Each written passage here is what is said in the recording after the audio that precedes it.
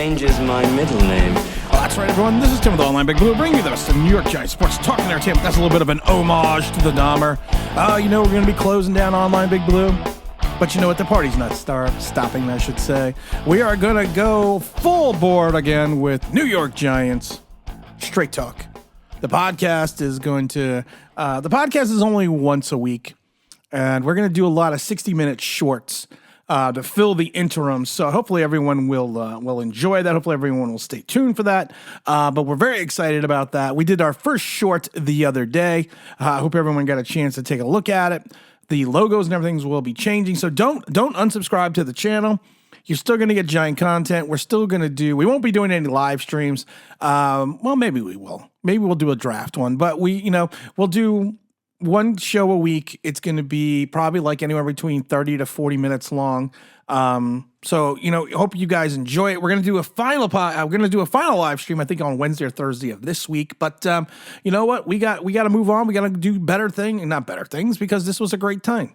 I had a great time doing OBB. But you know what? Giant Straight Talk is going to be just as good, just as much fun, a little bit more in depth, a little bit more polished. We got some money behind us, so that's always going to be fun. I want to talk about Daniel Jones. I want to talk about the contract value. We did a whole video about this not that long ago. I would say probably about 2 weeks ago. We broke down the contract value of Daniel Jones. Now, we're not going to go through all that again, but you had Shane and the Dable out doing their press conference today, and you have the neophytes sitting there going, oh my God, they really want Daniel Jones back. What else are they going to say, guys? I mean, seriously, what else are they going to say? You're going to say, you know what? We don't want him back. Here's our draft plan. Here's what we're planning on doing. So hopefully you can just give this to the rest of the league, because this is what we're going to do. Of course they're going to say they want him back.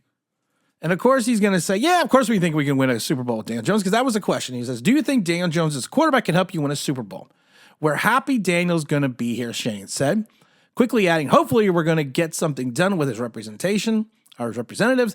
That would be our goal, to build a team around where he can lead us to win a Super Bowl. Of course, that is always your goal. That is your goal, is to win a Super Bowl. And Brian Dable basically said this was a crash landing for the team. And I sit there and I love it, because people are like, and I love it because just Shane the other day said, we'd like Daniel to be here. He said that was on Sunday, but there's a business side. We feel that Daniel played well this season. He's done everything we asked him to do. There's a business side to it. We haven't gone down that road yet. Of course, when he's in a press conference, at the last press conference of the season, he is going to say these things. And I love it, because like I said, I always just keep thinking of aliens. IQs just dropped sharply while I was away. And I haven't even gone anywhere. But what do you want him to say? No, he sucks. We don't want him back. We're getting rid of him. I was listening to the radio, satellite radio, and I was listening to Bob Papa and Charlie Weiss. And Bob asked Charlie, what do you think Daniel Jones' contract value was? And Charlie says, well, I think his number's going to start with a 4. I immediately thought $4. But evidently he was thinking that his contract value was going to be $40 million. And I keep thinking to myself, when did we start paying players exorbitant amounts of money for mediocrity? And people were like, well, we did that with Eli. Yeah, but by the time we were doing that with Eli again was getting market value for a quarterback who won 2 Super Bowls. Especially that last contract. I agree. That last contract with Eli Manning was considerably overpaid. And I even said that. For a guy that it was going into his mid-30s or his early 30s, he was considerably overpaid for that contract, but that's what contract value dictated for a quarterback who had won 2 Super Bowls already. You're talking about putting Daniel Jones on a level of players and he's done nothing. Daniel Jones has done nothing in his 4 years. I'm unprofessional. I'm moving the mic because this thing is hitting me. They sent me all this equipment and stuff. I don't know what the hell to do with it yet. But Daniel Jones has done nothing. Daniel Jones is through for barely 3,000 yards and 15 touchdowns. What, he rushed for 7? He has done nothing over really the last 3 seasons. People will be like, well, he put this team on his back. No, he didn't. Saquon Barkley did. The defense did at times. You want to talk about the 6-1 start, but nobody wants to talk about the 3-6-1 finish. We don't want to talk about that, but we want to pay for mediocrity. And I said in the thumbnail, when did Jimmy Olson start getting Superman money? When did Jimmy Olson get to go home with Lois Lane or the Wonder Twins? When did this happen? When did it become okay to give a guy who has not thrown for even close, barely over 3,000 yards, and we're going to give him this huge contract? Did we not learn anything from King of the almost sack? Did we not learn anything from that contract? We overpaid for Leonard, and it's going to handicapped us over this season and part of next season. And I love how everyone thinks, well, $50 million in cap space. That's not an exorbitant amount of cap space. I know it's like third or fourth highest in the league, but that's not an exorbitant amount of cap space when you haven't paid your quarterback yet, or you don't have a quarterback to pay. Everyone will tell you that as you draft a quarterback that high, you need to find a way to win within the first 5 years. Because if you don't, he has somewhat successful, he is going to rip into your cap space. But the problem is Daniel Jones is not somewhat successful. And and people want to give him $40 million. Let's go back and look. I love doing this. Let's go back and look again at the $40 million quarterbacks. You got Aaron Rodgers, who's on the downside of his career. But he is, if you look at total contract value or total average contract value, I'm not looking at it from season to season because it changes from season to season. I'm looking at what their average contract value is over the term of their contract. Aaron's at the top at 50. Overpaid, but won a Super Bowl and won a bunch of MVPs. So he deserves his 50. Russell Wilson had his two Super Bowls, one Super Bowl win, still getting 48. Kyler Murray. How many people think that the Arizona Cardinals are not looking back at that Kyler Murray contract and cringing? Kyler Murray has, I think Daniel Jones has like 80 total touchdowns or 70 total touchdowns. Kyler Murray's got 110. Kyler Murray has done more in his career than Daniel Jones has done, and they came into the league at the same time. But that contract is an anchor. Total value of $230 million. Average salary, $46 million a year. I guarantee, and like I said, Kyler Murray is more electric than Daniel Jones. Kyler Murray does more than Daniel Jones. Kyler Murray is allowed to do more than Daniel Jones because they're not afraid that he is going to make the mistakes, because when he does make the mistake, he usually corrects it the next time out. But I guarantee you Arizona is cringing at that $46 million number. You got Deshaun Watson, who just signed his contract for $46 million. You got Patrick Mahomes at 45. You got Josh Allen at 43. You got Derek Carr is at 40 now, but that's going to change because he's either going to be waived or moved on from. He's going to be waived. You got Dak Prescott at 40, and you got Matthew Stafford at 40. So Papa and them want to put him in this level. Stafford won a Super Bowl. Still think Dak is a better quarterback than Daniel Jones, 100%. Look at the stats. They prove it. He just choked like Daniel did. I love the idiot that told me, well, Daniel Jones must be on the same level as Josh Allen because they both went out at the same time at the playoffs. I was like, thank God I'm only doing this once a week. But I don't put him on Derek Carr level. I don't put him at Josh Allen level. I don't put him at Mahomes level. Hell, I don't put him at Deshaun Watson level. I don't put him at Kyler Murray level, and I don't put him at Russell Wilson or Aaron Rodgers level. But you want to give him $40 million. And then you start heading into the $30 million range, where you have Kirk Cousins at 35. Kirk Cousins really got the 35 over the longevity of his career, which he's thrown for multiple times at 4,000 yards. He's just a playoff choker.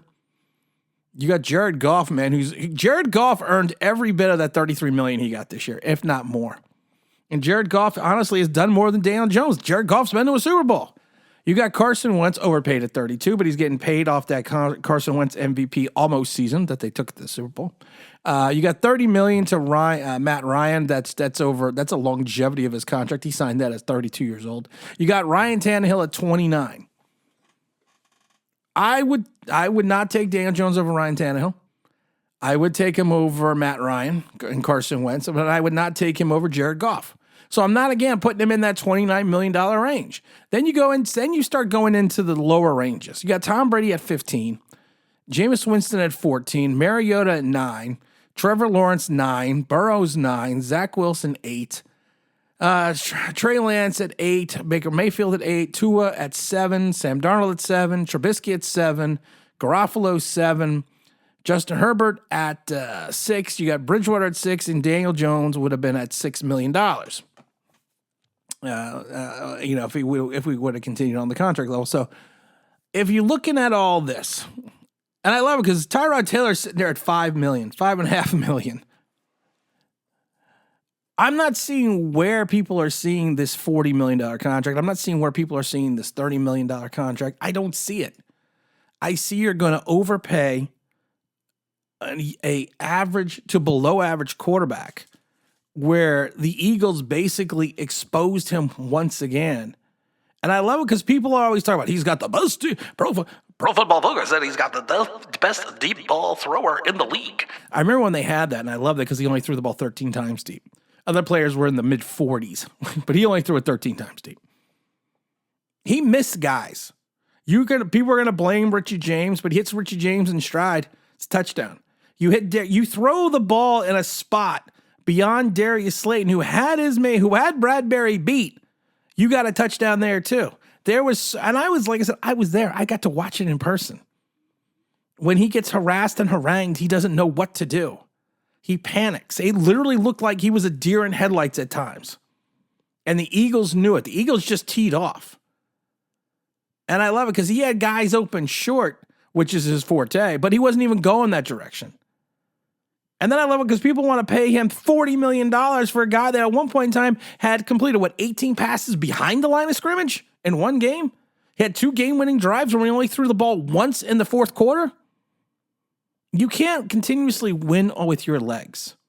You can't. He's not Michael Vick. You can't win with your legs. This is a passing league.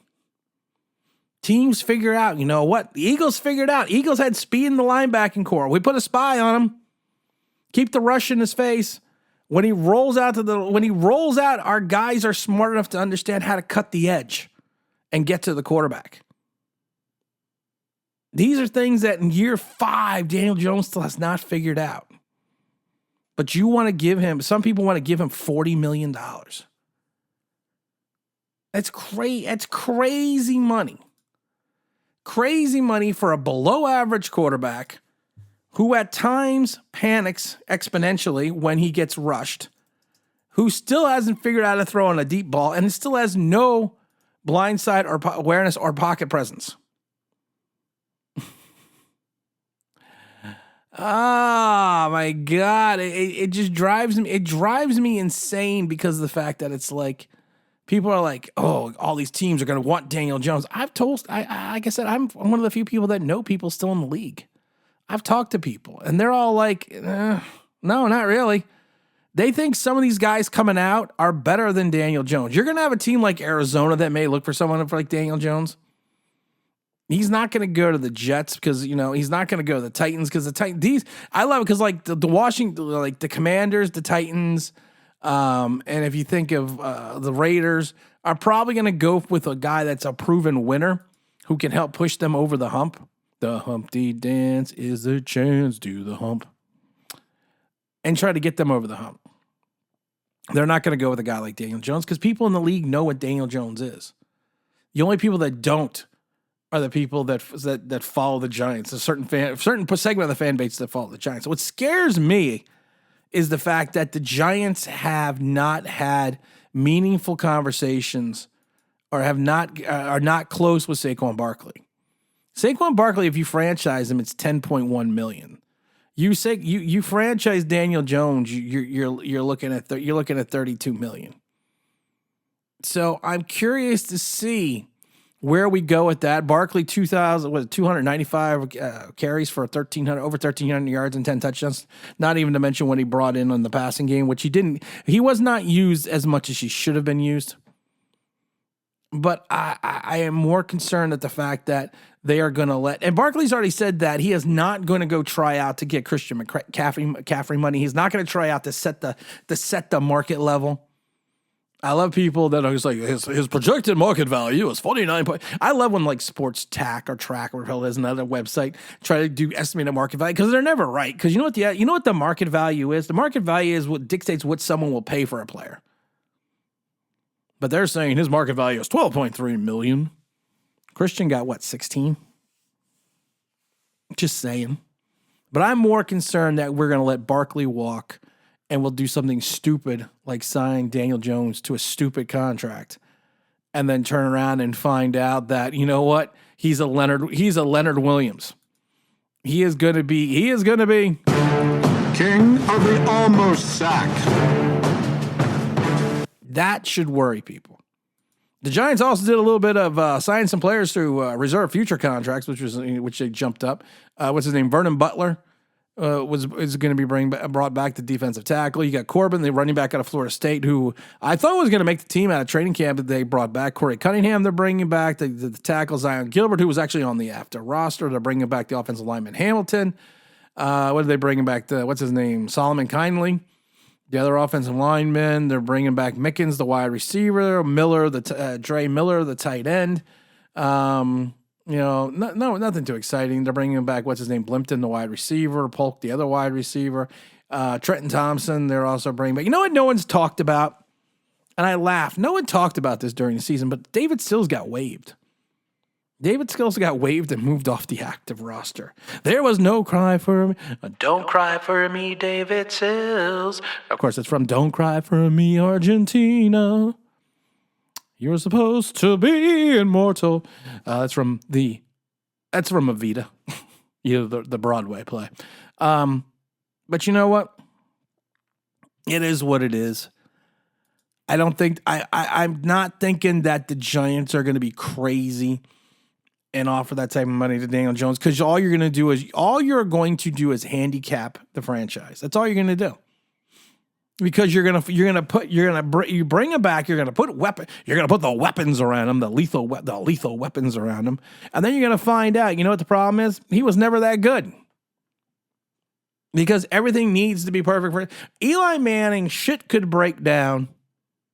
Things could go horribly wrong, but somehow he would make a play. Daniel Jones, shit breaks down. He collapses. He folds like a cheap tent. He just doesn't have a Daniel Jones. But you know what? I'm going to default to the wisdom of the Shaner and the Dable. But like I said, how can we even consider giving Jimmy Olson Superman? And again, this is Tim with the Online Big Blue, bringing the best of New York Giants sports talk and entertainment. And as always, if you like, subscribe. If you ring that bell, you know what it means.